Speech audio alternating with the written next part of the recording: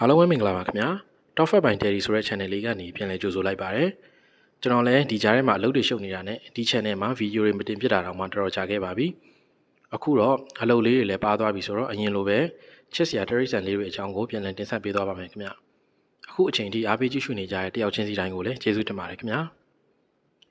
ဒီနေ့ပြောပြပေးမယ့်အကြောင်းအရာလေးကတော့အားလုံးလည်းစိတ်ဝင်စားတဲ့အကြောင်းအရာလေးဖြစ်တဲ့ကြောင်ဆိုတဲ့သတ္တဝါလေးတွေဘယ်ကဘလို့စတင်ပေါ်ပေါက်လာခဲ့တယ်လဲဆိုတာပဲဖြစ်ပါတယ်ကြောင်ကလေးတွေရဲ့အကြောင်းအရာကိုအစအဆုံးပြောပြလို့ရှိရင်ဗီဒီယိုကအရန်ရှည်သွားမှာဖြစ်လို့အပိုင်းလေးတွေခွဲပြီးတော့တင်ဆက်ပေးသွားပါမယ်နော်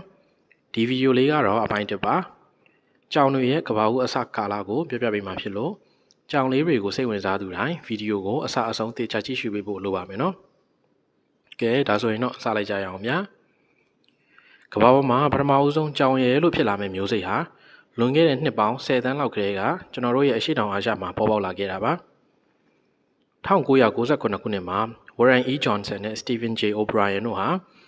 အခုလက်ရှိနေတဲ့သက်ရှိကြောင်မျိုးစိတ်38မျိုးရဲ့ DNA လို့ခေါ်တဲ့မျိုးစိတ်ဗီဇတွေကိုခွဲခြမ်းလေ့လာတာတွေလုပ်ခဲ့ပြီးတော့ယနေ့ကမ္ဘာပေါ်မှာရှိတဲ့ကြောင်တွေကိုမျိုးစိတ်10မျိုးအနေနဲ့ခွဲခြားနိုင်ခဲ့ပါတယ်။ဒါကြောင့်ကမ္ဘာပေါ်မှာအခြေခံကြောင်မျိုးစိတ်ပေါင်း10ခုရှိတယ်လို့ပြောလို့ရပါတယ်။ကြောင်မျိုးစိတ်ဖြစ်ပေါ်ပြီးတဲ့နောက်နှစ်ပေါင်း4 သန်းခန့်ကြာမှာတော့ယနေ့ခေတ်ကျွန်တော်တို့တွေ့မြင်နေရတဲ့ချင်းသစ်၊ချက်သစ်၊ကြားစတဲ့သတ္တဝါတွေရဲ့မျိုးစိတ်တွေဟာဆင့်ကဲပြောင်းလဲလာကြပါတယ်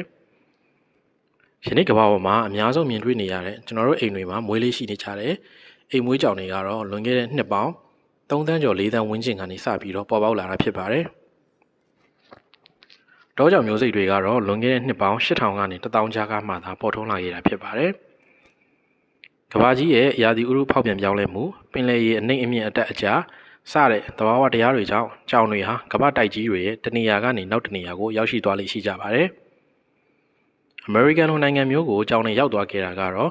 Siberia နဲ့ Alaska ကိုဆက်သွယ်ထားတဲ့ Bering Land ဆိုတဲ့တံတားကနေဖြတ်ပြီးတော့ရောက်သွားတာဖြစ်နိုင်တယ်လို့ခန့်မှန်းထားကြပါတယ်။အချိန်ကာလအားဖြင့်တော့လွန်ခဲ့တဲ့နှစ်ပေါင်း9 သန်းလောက်ကဖြစ်နိုင်တယ်လို့လေ့လာသူတွေကဆိုကြပါတယ်။အဲဒီနောက်မှာတော့အာရှဘက်ကမဟုတ်တဲ့ America ဘက်ကကြောင်တွေဟာခုနကလိုမျိုးတရားတွေကိုအသုံးပြုပြီးတော့အာရှတိုက်ဘက်ကိုရောက်လာတာဖြစ်နိုင်တယ်လို့ပညာရှင်တွေကပြောထားပါတယ်။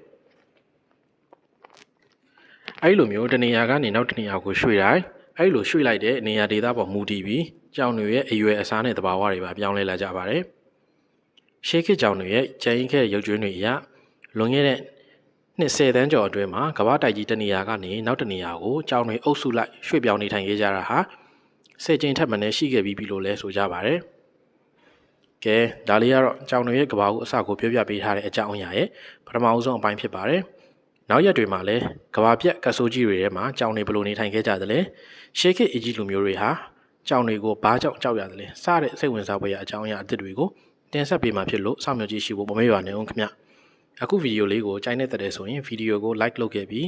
channel လေးကိုလည်း subscribe လုပ်ခဲ့ပေးဖို့မမေ့ပါနဲ့ဦးခင်ဗျ။အားလုံးကိုကျေးဇူးတင်ပါတယ်။နောက်ရက်မှာပြန်တွေ့ပါမယ်ခင်ဗျ